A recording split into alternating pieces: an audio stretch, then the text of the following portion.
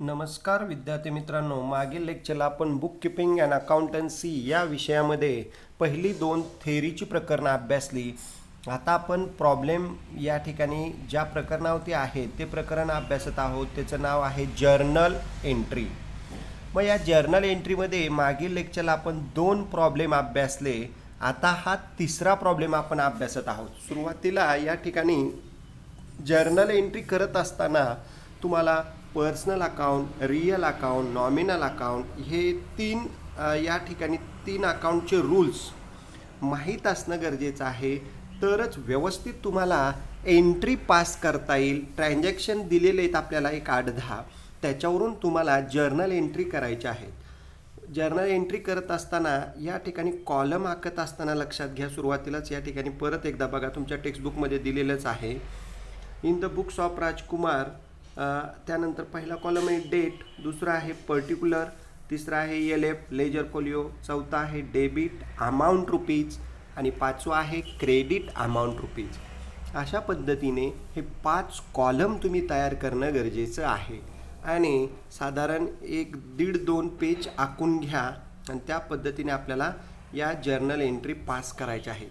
मी सुरुवातीला ट्रान्झॅक्शन वाचतो, प्रॉब्लेम वाचतो, एंट्री सांगतोय आणि मग त्या ठिकाणी आपण ती कशी पास केलेली आहे ते खाली बघणार आहोत. चला तर मग या ठिकाणी हा तिसरा प्रॉब्लेम तुमच्या टेक्स्टबुकमधलाच आहे. सर्वांनी लक्ष द्या. बघा, generalized the following transaction in the books of Rajkumar grocery seller. म्हणजे राजकुमार ग्रोसरी या सेलरच्या पुस्तकामध्ये आपल्याला एंट्री करायचे. तिथं वर्ष दिलेले बघा 2019 एप्रिल 1 तारीख बघा, पहिला ट्रान्झॅक्शन. व्यवस्थित सर्वांनी लक्ष द्या. आता या ठिकाणी ट्रान्झॅक्शन मी वाचतोय आणि एंट्री पण करतोय आणि मग त्याचं पोस्टिंग खाली आपण करू. लक्षात घ्या, सुरुवातीला तुम्हाला या ठिकाणी पहिली तारीख बघा, राजकुमार स्टार्टेड बिझनेस, सुरू केलेला आहे विथ कॅश आणली 2 लाख रुपये, ₹2 लाख, बिल्डिंग ₹2 लाख अँड, म्हणजे कॅश आणि बिल्डिंग आणली तर कॅशला डेबिट द्या, बिल्डिंगला डेबिट द्या. अँड बघू काय दिले, borrowed loan from Rakesh, loan राकेशकडून घेतलेला आहे ₹50,000. मग लोन घेतलंय तर लोनला क्रेडिट द्या, राकेश लोन क्रेडिट द्या आणि मग टू कॅपिटल एंट्री येणार आहे. परत एकदा एंट्री ऐका, व्यवस्थित लक्षात येईल म्हणजे तुमच्या. या ठिकाणी मी इथं शॉर्टकट लिहित आहे. Cash account debit, building account debit, to Rakesh loan आणि टू कॅपिटल. अशा पद्धतीने एंट्री येणार आहे. कॅशला डेबिट द्या, बिल्डिंगला डेबिट द्या, टू राकेश लोन आणि टू कॅपिटल. कॅशला डेबिट द्या का, कारण कॅश आणि बिल्डिंग रिअल अकाउंटमध्ये येते. डेबिट वॉट कम्स इन, जे आपल्याकडे येईल त्याला डेबिट द्या. लोन हे पर्सनल अकाउंटमध्ये येते, त्यामुळं या ठिकाणी क्रेडिट द गिवर आणि कॅपिटलसुद्धा पर्सनल अकाउंटमध्ये येते, क्रेडिट द गिवर. म्हणून cash account debit, building account debit, to Rakesh loan आणि टू कॅपिटल. आणि मग नॅरेशन बघा. या ठिकाणी फर्स्ट एंट्री जर तुम्ही व्यवस्थित बघितली तर अमाऊंट पण तुमच्या लक्षात येतील. 1 एप्रिल 2000 इथं 19 टाका 18 झालेलं आहे. कॅश अकाउंट डेबिट 2,50,000, तिथं वरती अमाऊंट 2 लाख दिलेली बरं का, सॉरी 250 घ्या वरती. बिल्डिंग अकाउंट डेबिट 2 लाख, त्यानंतर टू राकेश लोन 50,000. मग ह्या 2,50,000 प्लस 2 4.5 मधनं 50 गेले, मग 4 लाख शिल्लक राहतील. त्याला नाव द्यायचं टू कॅपिटल अकाउंट. म्हणजे सिम्पल एंट्री आहे. Cash account debit, building account debit, Rakesh loan, to Rakesh loan आणि टू कॅपिटल. अशा पद्धतीने एंट्री घ्या. कॅपिटल राकेश लोन खालीवरती घेतलं तरी हरकत नाही. बीइंग नॅरेशन बघा, started business with cash, building and Rakesh loan. अशा पद्धतीने आपण कॅश आणली, बिल्डिंग आणली आणि राकेशचं लोन घेऊन व्यवसाय सुरू केलेला आहे. आता सेकंड ट्रान्झॅक्शन बघा. या ठिकाणी व्यवस्थित deposited cash into Dena bank ₹50,000. आपण दैना बँकेमध्ये 50,000 रुपये डिपॉझिट केलेली आहे. एंट्री येणार आहे Dena bank account debit to cash account. लक्षात घ्या, जिथं आपली कॅश या ठिकाणी गेलेली आहे, क्रेडिट वॉट गोज आउट, त्यामुळं रिअलमध्ये कॅश येते. कॅशला क्रेडिट द्या आणि डेबिट कुणाला द्यायचं तर दैना बँकेला. Dena bank account debit to cash account 50,000 50,000. बघा एंट्री या ठिकाणी पास केलेली आहे 4 तारीख. Dena bank account debit 50,000 to cash account 50,000 being cash deposited into Dena bank. आपण कॅश दैना बँकेमध्ये डिपॉझिट केलेली आहे, म्हणून Dena bank account debit to cash account ही एंट्री झालेली आहे. आता 7वा ट्रान्झॅक्शन बघा, हा महत्त्वाचा आहे, लक्षात घ्या. 7व्यामध्ये GST आलेलं आहे, लक्षात घ्या. परचेस वेळी GST आलं तर त्याला इनपुट म्हणायचं आणि सेंट्रल आणि स्टेट येतं, त्यामुळं 50-50% रक्कम वाटून द्यायची. आणि GST परचेस वेळी आलं की डेबिट द्या आणि सेल वेळी आलं तर क्रेडिट द्यायचे, एवढं लक्षात ठेवा. आता purchase computer from Brijesh of ₹30,000. आपण ब्रिजेशकडून कॉम्प्युटर घेतला आहे at 18% GST and paid by cheque. Transaction व्यवस्थित समजून घ्या. आपण कॉम्प्युटर ब्रिजेशकडून 30,000 रुपयाला घेतला, त्याच्यावर 18% GST भरलेला आहे, लक्षात घ्या. आणि आपण ती जी अमाऊंट आहे ती चेकने दिलेली आहे, लक्षात घ्या. म्हणजे पैसे बँकेतनं गेलेले आहेत. सिम्पल एंट्री अगोदर ऐका. या ठिकाणी ह्याच्यावरती तुम्हाला दाखवतो. Computer account debit, GST account debit. आता पैसे बँकेतून गेले टू बँक अकाउंट, अशा पद्धतीने एंट्री येणार आहे. Computer account debit, GST account debit to bank account. Computer आला आपल्याकडं, कॉम्प्युटरला डेबिट द्या. GST आपल्या दृष्टीने एक्सपेन्सेस आहे, मग एक्सपेन्सेस म्हटल्यानंतर नॉमिनलचा नियम, debit all expenses and losses, म्हणून GSTला सुद्धा डेबिट द्या. To bank credit what goes out, त्यामुळं बँकेला क्रेडिट द्या. अशा पद्धतीने एंट्री आपल्याला करायची आहे. आणि आता 18%, 30,000वर 18%. या 30,000वरती 18% कसं काढायचं लक्षात घ्या. एक शून्य झाकला की 10% राहतात. 10%ला 3,000. मग आपण 1% काढू अगोदर, त्यासाठी 2 शून्य झाका. 1%ला 300, तर 18%ला किती, 18×3 = 24. या ठिकाणी 2,400 GST आहे, त्यातले निम्मे 1,200 रुपये सेंट्रलला आणि स्टेटला पण 1,200 रुपये.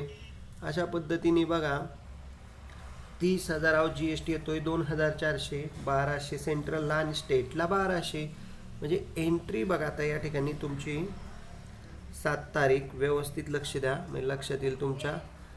कॉम्प्युटर अकाउंट डेबिट 30,000, 18×36 होती, सॉरी, 18×54 येते बरं का. या ठिकाणी इथं आपल्याला कॉम्प्युटर अकाउंट डेबिट, कॉम्प्युटर 30,000चा घेतलेला आहे, 18%.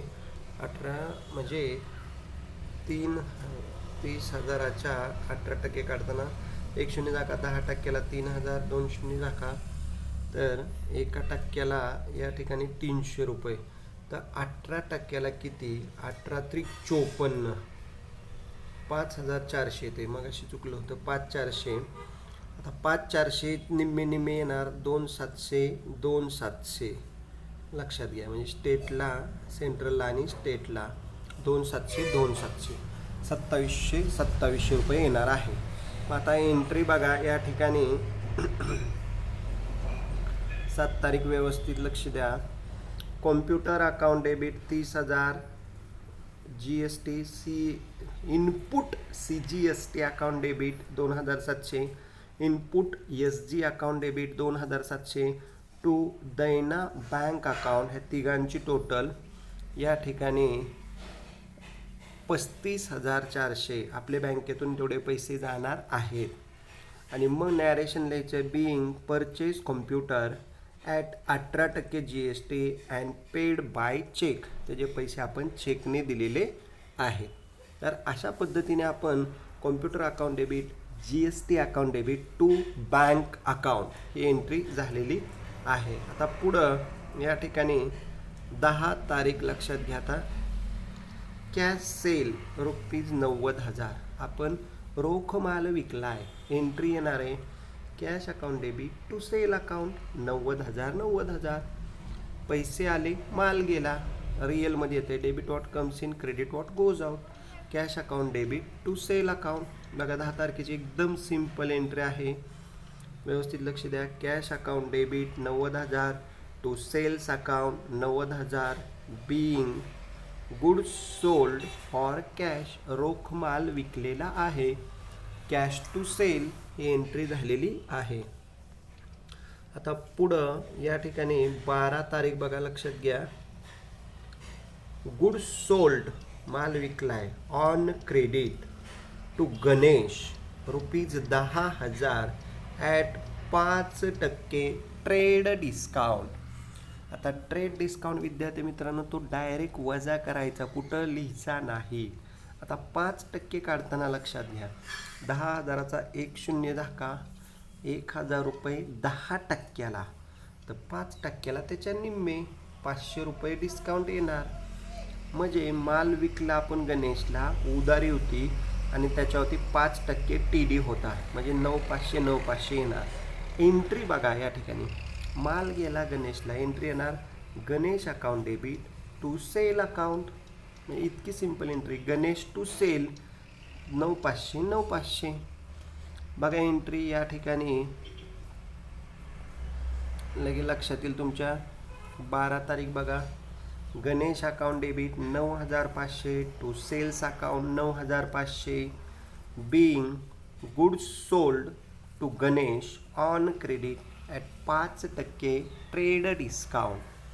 गणेशला माल आपण उधारीवरती विकलेला आहे 9,500ला. आता पुढं या ठिकाणी 15 तारीख बघा, लक्षात घ्या. Ganesh returned goods of ₹950. गणेशने त्यापैकी 950चा माल परत केलेला आहे. मग आपल्याकडं माल आला, कुणाकडून आला? गणेशकडून आला. मग या ठिकाणी return inward account debit to Ganesh account अशा पद्धतीने एंट्री होणार आहे. बघा 15 तारखेची रिटर्न इनवर्ड म्हणजे आपल्याकडे परत माल आलेला आहे, त्यामुळं लक्षात घ्या return inward account debit 950 to कोणी पाठवला? गणेशने, to Ganesh account 950 being goods withdrawn किंवा गुड्स रिटर्न म्हटलं तरी चालतंय. लक्षात घ्या गुड्स रिटर्न, गणेशने माल रिटर्न पाठवलेला आहे. आता शेवटी या ठिकाणी 18 तारीख बघा, लक्षात घ्या. Goods taken by Rajkumar for his personal use. आता राजकुमारने या ठिकाणी स्वतःसाठी पर्सनल यूजसाठी ₹1,000चा माल नेलेला आहे. मालकाने व्यवसायातून काही नेऊ द्या, आपण कोणत्या अकाउंटला डेबिट देतो? Drawing account. मग एंट्री येणार आहे drawing account debit to goods account. लक्षात घ्या मग या ठिकाणी ड्रॉइंगला डेबिट द्या 1,000चं टू गुड्स अकाउंट. माल या ठिकाणी टेकन केलेला आहे म्हणून. बघा शेवटची एंट्री या ठिकाणी drawing account debit 1,000 to goods withdrawn by proprietor ₹1,000 म्हणजे drawing to goods withdrawn being goods withdrawn for personal use. स्वतःसाठी आपण माल नेलेला आहे म्हणजे drawing account debit to goods withdrawn. अशा पद्धतीने ही 18 तारखेची एंट्री झालेली आहे. तर विद्यार्थी मित्रांनो ह्या एंट्र्या करत असताना लक्षात घ्या, आता परत एकदा व्यवस्थित समजून घ्या. वरती journal entry in the books of Rajkumar, cash account व्यवसाय सुरू केला आहे कॅश बिल्डिंग आणून आणि लोन घेऊन. मग cash account debit, building account debit to Rakesh loan आणि टू कॅपिटल. त्यानंतर आपण या ठिकाणी बँकेत पैसे भरले, bank account debit to cash account 50,000. त्यानंतर 7 तारखेची बघा व्यवस्थित आपण कॉम्प्युटर घेतला, computer account debit, GST account debit to bank account, बँकेतनं पैसे गेलेले आहेत. पुढं रोख माल विकला, cash account debit to sale account 90,000. त्यानंतर या ठिकाणी उधारयुती माल विकलेला आहे, ट्रेड डिस्काउंट डायरेक्ट वजा करायचा आहे. कॅश डिस्काउंट मांडत असतो आपण रोखसूट, ट्रेड डिस्काउंट डायरेक्ट वजा करतो, 500 रुपये डायरेक्ट वजा केलेले आहेत. मग या ठिकाणी Ganesh account debit to sale account 9,500, 9,500. त्यानंतर माल परत आलेला आहे, return inward account debit to Ganesh account 950, 950. आणि मालकाने राजकुमारने स्वतःसाठी 1,000 रुपयाचा माल नेलेला आहे, टेकन ओव्हर केलेला आहे, त्यावेळी त्याची एंट्री येणार आहे, drawing account debit to goods withdrawn by proprietor 1,000 रुपये, 1,000 रुपये. तर अशा पद्धतीने या 7-8 ट्रान्झॅक्शन आपण केलेले आहेत. एकाला डेबिट तर दुसऱ्याला क्रेडिट. क्रेडिट देत असताना टू लिहिलं की हे क्रेडिट सुरू झालं, लक्षात घ्या. परत क्रेडिट लिहायची गरज नाही. प्रत्येक एंट्रीला नॅरेशन लिहा, शेवटी टोटल करा. आणि तुमच्या टेक्स्टबुकमधलेच हे प्रॉब्लेम आहेत तिसरा, तर तुम्ही सर्वांनी या ठिकाणी लक्षात घ्या. प्रत्येक प्रॉब्लेम या ठिकाणी ट्रान्झॅक्शन लिहा आणि ते प्रॉब्लेम ट्रान्झॅक्शन सॉल्व करा. आणि जरी कुणाला काही शंका असतील तरी त्यांनी या ठिकाणी विचारा, म्हणजे आपल्याला त्या पद्धतीने. पण सर्व विद्यार्थ्यांनी अकाउंटन्सी हा विषय प्रॅक्टिकली विषय आहे, त्यामुळं जेवढं तुमचं प्रॅक्टिस होणार आहे तेवढा हा विषय परफेक्ट होणार आहे. त्यामुळं सर्वांनी या ठिकाणी प्रॅक्टिस करा, महत्त्वाचं. आणि या ठिकाणी प्रॉब्लेम सॉल्व करा, रूल्स पाठ करा. झालेले पहिले 2-3 सिम्पलच प्रॉब्लेम आहेत, ते पण या ठिकाणी बघा आणि त्या पद्धतीने प्रॉब्लेम तुमच्या नोटबुकमध्ये सॉल्व करा. ठीक आहे, राहिलेला भाग आपण नेक्स्ट लेक्चरला अभ्यासणार आहोत, पुढचे प्रॉब्लेम. परंतु सर्वांनी या ठिकाणी सुरुवातीला झालेले प्रॉब्लेम या ठिकाणी सॉल्व करा. ठीक आहे, थँक्यू, धन्यवाद.